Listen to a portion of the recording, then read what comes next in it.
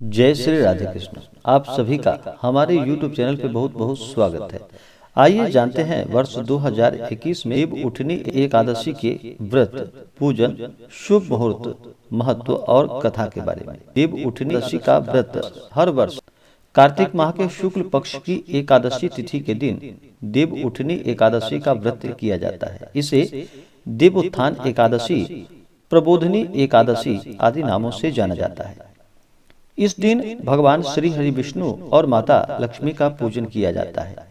इस दिन भगवान विष्णु 4 माह की योग निद्रा के दौरान विश्राम पूरा करके वैकुंठ लौटते हैं और इस दिन भगवान विष्णु की पूरे विधि विधान के साथ पूजन किया जाता है और तुलसी माता से शालिग्राम के रूप में भगवान का विवाह करवाया जाता है।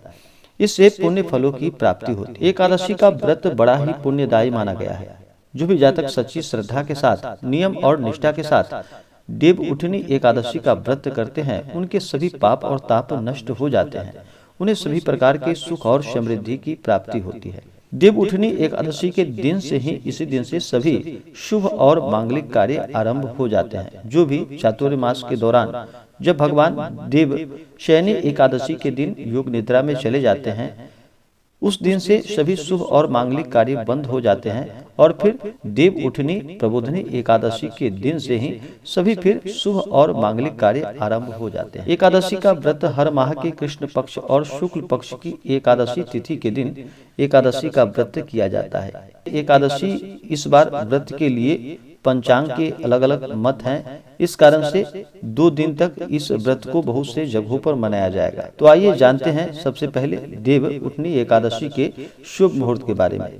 एकादशी तिथि प्रारंभ समय 14 नवंबर 2021 दिन रविवार सुबह 5:49। यह समय सनातन पंचांग के अनुसार है और वाराणसी ऋषिकेश पंचांग के अनुसार 14 नवंबर 2021 को एकादशी तिथि प्रारंभ समय सुबह 8:49। यह ऋषिकेश और वाराणसी पंचांग के अनुसार है और एकादशी तिथि की समाप्ति होगी 15 नवंबर 2021 दिन सोमवार को सुबह 6:40। यह सनातन पंचांग के अनुसार है और ऋषिकेश पंचांग के अनुसार एकादशी तिथि की समाप्ति सोमवार को सुबह 8:49 पे एकादशी तिथि की समाप्ति होगी।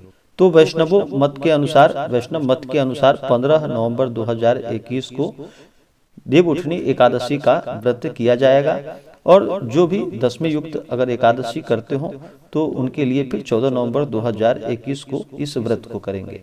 जो भी 14 नवंबर 2021 को व्रत करने वाले हैं, उन्हें इस व्रत का पारण 15 नवंबर 2021 को दोपहर 1:10 से दोपहर 3:19 तक इस व्रत का पारण किया जाएगा और जो भी 15 नवंबर 2021 दिन सोमवार को व्रत करेंगे, वो जाकर के इस व्रत का पारण 16 नवंबर 2021 सुबह 6:44 से सुबह 8:01 तक इस व्रत का पारण करेंगे। देव उठनी एकादशी व्रत का पारण तुलसी दलिन पारण, तुलसी दल से इस व्रत का पारण किया जाएगा। इस दिन योग हर्षण योग 14 नवंबर रात्रि 1:43 तक, उसके बाद फिर वज्र योग रात्रि 1:34 तक होगा। सूर्योदय इस दिन सुबह 6:05। जो भी जातक एकादशी का व्रत करते हैं, उन्हें दशमी की रात्रि से ही इस व्रत के नियम का पालन करना चाहिए। दशमी तिथि के दिन शुद्ध और सात्विकता का पालन करते हुए शुद्ध और सात्विक आहार ग्रहण करना चाहिए। इस दिन मांस, मदिरा, लहसुन, प्याज आदि का त्याग कर देना चाहिए। शुद्ध सात्विकता का पालन करते हुए रात्रि में ब्रह्मचर्य का पालन करते हुए भगवान नाम का स्मरण करते हुए सोना चाहिए और अगले दिन एकादशी तिथि के दिन सुबह ब्रह्म मुहूर्त में उठ करके नित्य क्रियाओं से निवृत्त हो करके गंगा नदी में या घर के जल में ही थोड़ा सा गंगा जल मिला करके स्नान करना चाहिए। शुद्ध वस्त्र धारण करना चाहिए और मन में संकल्प लेना चाहिए। भगवान श्री हरि विष्णु माता लक्ष्मी से प्रार्थना करनी चाहिए कि हे भगवान, आज मैं आपके एकादशी का व्रत करने जा रहा हूँ या करने जा रही हूँ। इस प्रकार से प्रार्थना करनी चाहिए। आपके मन में जो भी इच्छा हो, जो भी कामना हो, वह भगवान विष्णु और माता लक्ष्मी से कहनी चाहिए और फिर दिन भर व्रत और उपवास रहते हुए इस व्रत का पालन करना चाहिए। एकादशी तिथि के दिन इस दिन अन्न ग्रहण नहीं किया जाता है। एकादशी का व्रत दिन भर व्रत उपवास रहते हुए इस व्रत को करना चाहिए। अगर उपवास ना रह पाए तो एक समय फलाहार ग्रहण करें और पूरे विधि विधान के साथ भगवान विष्णु माता लक्ष्मी का 2 समय पूजन करना चाहिए। रात्रि में जागरण करनी चाहिए, प्रभु नाम का भजन कीर्तन करना चाहिए, कथा श्रवण करना चाहिए और अगले दिन जाकर के इस व्रत का समय के अनुसार पारण करना चाहिए। देवउठनी एकादशी के दिन बहुत से जगहों पर भगवान विष्णु शालिग्राम के रूप में तुलसी माता का विवाह करवाया जाता है। तो विवाह जब भी होता है तो संध्या के समय में होता है। विवाह के लिए गन्ने से मंडप को सजाया जाता है और फिर वहां पर शालिग्राम और तुलसी माता का पूरे गाजे बाजे के साथ विधि विधान के साथ विवाह करवाया जाता है। इससे अनंत गुना पुण्य फलों की प्राप्ति होती है। जो भी जातक एकादशी का व्रत करते हैं उन्हें इस दिन चाहिए कि भगवान के पूजन के लिए एक अच्छा सा जगह ले, उस जगह को अच्छे से पवित्र करके वहाँ पे एक चौकी लगाकर चौकी पे पीला वस्त्र बिछाएं और फिर वहाँ पर भगवान विष्णु माता लक्ष्मी का फोटो या प्रतिमा रख करके पूरे विधि विधान के साथ पूजन करना चाहिए। किसी भी व्रत या पूजन में सबसे पहले भगवान गणेश का स्मरण किया जाता है।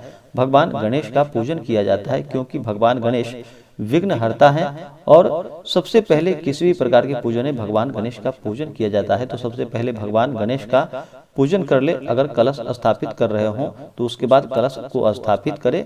उसके बाद नवग्रह इंद्रादि दस्तिकपाल देवता का पूजन करे। दिन में पूजन करते हो तो सूर्यादि पंच देवता का पूजन करे। रात्रि में पूजन करते हैं तो गणपत्यादि पंच देवता का पूजन करना चाहिए। इसके बाद फिर भगवान विष्णु और माता लक्ष्मी का पूजन करना चाहिए। भगवान विष्णु को विशेष करके इस दिन जल से इनका अभिषेक करे। भगवान का पंचामृत से अभिषेक करे, शुद्ध गंगा जल से अभिषेक करे। उसके बाद भगवान को वस्त्र अर्पित करे, उन्हें यज्ञोपवीत चढ़ाए। भगवान विष्णु को अक्षत नहीं चढ़ाया जाता है तो अक्षत के जगह उन्हें तिल चढ़ाए। उसके बाद भगवान को तुलसी दल अर्पित करे। उसके बाद चंदन पुष्पों की माला भगवान विष्णु को अर्पित करे। एकादशी तिथि के दिन तुलसी पत्र नहीं तोड़ना चाहिए। इस बात का हमेशा ही ध्यान रखें। पूजन के लिए एक दिन पहले ही तुलसी पत्र तोड़ लेनी चाहिए। उसके बाद भगवान को धूप और दीप दिखाए, अनेक प्रकार का नैवेद्य भगवान विष्णु को अर्पित करे, द्रव्य दक्षिणा चढ़ाए, पुंगी फल तांबूल अर्पित करे। पुंगी फल सुपारी को कहा जाता है, तांबूल पान पत्र को कहा जाता है। तो पुंगी फल तांबूल लौंग इलायची आदि अर्पित करे। उसके बाद फिर इसी प्रकार से माता लक्ष्मी का पूजन करे। माता लक्ष्मी को जल अर्पित करे, उन्हें वस्त्र चढ़ाएं। माता को अक्षत चंदन पुष्पों की माला माता लक्ष्मी को अर्पित करे। फिर धूप और दीप दिखाएं। माता को समस्त श्रृंगार की वस्तुएं अर्पित करे अपने श्रद्धा और सामर्थ्य के अनुसार। उसके बाद नैवेद्य का भोग लगाए। माता को श्रीफल आदि अर्पित करे, जहाँ तक हो सके फल फ्रूट माता को अर्पित करे। उसके बाद द्रव्य और दक्षिणा चढ़ाए, पुंगी फल तांबूल अर्पित करे। उसके बाद देवउठनी एकादशी व्रत का कथा श्रवण करे। इसी प्रकार से दो समय भगवान का पूजन करना चाहिए। रात्रि में भजन कीर्तन करते हुए जागरण अगर करते हैं तो यह अनंत गुना पुण्य फलदायी होता है।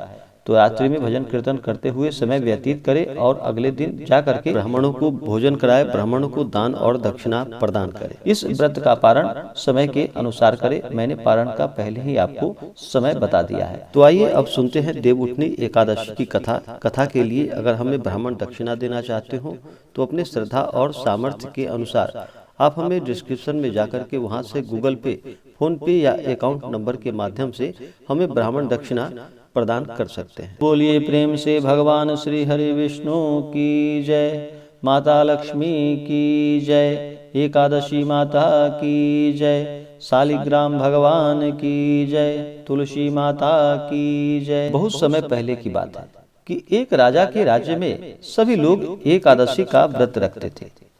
प्रजा तथा नौकर चाकर से लेकर के पशुओं तक को एकादशी के दिन अन्न नहीं दिया जाता था। एक दिन किसी दूसरे राज्य का एक व्यक्ति राजा के पास आकर बोला कि महाराज कृपा करके मुझे आप नौकरी पर रख लें। तब राजा ने उसके सामने एक शर्त रखी कि ठीक है रख तो लेता, किंतु रोज तो तुम्हें खाने को सब कुछ मिलेगा, परंतु एकादशी को अन्न नहीं मिलेगा। उस व्यक्ति ने उस समय हाँ कर ली, पर एकादशी के दिन जब उसे फलाहार का सामान दिया गया तो वह राजा के सामने जाकर गिड़गिड़ाने लगा, महाराज इससे मेरा पेट नहीं भरेगा, मैं भूखा ही मर जाऊंगा, मुझे अन्न दे दो। राजा ने उसे शर्त की बात याद दिलाई, पर वह अन्न छोड़ने को राजी नहीं हुआ। तब राजा ने उसे आटा दाल चावल आदि दे दिए। वह नित्य की तरह नदी पर जा पहुंचा और स्नान कर भोजन पकाने लगा। जब भोजन बन गया तो वह भगवान को बुलाने लगा कि आओ भगवान, भोजन तैयार है। उसके बुलाने पर पीतांबर धारण किए हुए भगवान चतुर्भुज रूप में आ पहुंचे तथा प्रेम से उसके साथ भोजन करने लगे। भोजन आदि करके भगवान अंतर ध्यान हो गए तथा वह अपने काम पर चला गया। 15 दिन बाद अगली एकादशी को वह राजा से कहने लगा कि महाराज, मुझे दुगना सामान चाहिए। उस दिन मैं तो भूखा ही रह गया। राजा ने कारण पूछा तो उसने बतलाया कि हमारे साथ भगवान भी खाते हैं, इसलिए हम दोनों के लिए ये सामान पूरा नहीं होता। यह सुनकर राजा को बड़ा आश्चर्य हुआ। वह बोला कि मैं नहीं मान सकता कि भगवान तुम्हारे साथ खाते हैं। मैं तो इतना व्रत रखता हूँ, पूजा करता हूँ, पर भगवान ने मुझे कभी दर्शन तो नहीं दिए। राजा की बात सुनकर वह बोला कि महाराज, यदि विश्वास ना हो तो साथ चलकर आप देख ले। राजा एक पेड़ के पीछे छिपकर बैठ गया। उस व्यक्ति ने भोजन बनाया तथा भगवान को शाम तक पुकारता रहा, परंतु भगवान नहीं आए। अंत में उसने कहा कि हे भगवान, यदि आप नहीं आए तो मैं नदी में कूदकर अपने प्राण को त्याग दूंगा। लेकिन भगवान नहीं आए। तब वह प्राण त्यागने के उद्देश्य से नदी की तरफ बढ़ा।